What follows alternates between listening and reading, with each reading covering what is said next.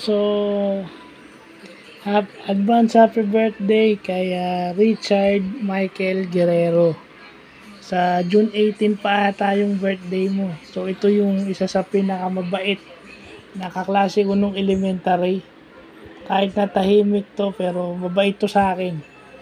Isa ka sa mga may mabuting pinakita aside from ikaw yung mabibilhan namin ng merienda in case na magutom kami dahil yung bahay mo ay malapit lang sa school. So, thank you for being a good classmate and a good friend.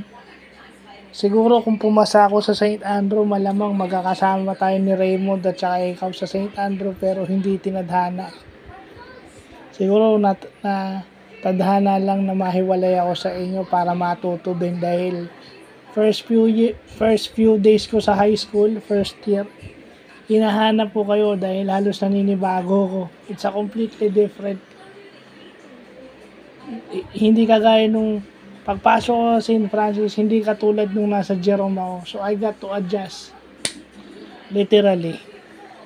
Kasi kung titignan, mas masusungit, mas negative influence yung mga naging kaklase ko nung high school kumpara sa inyo. So, happy birthday in advance and God bless.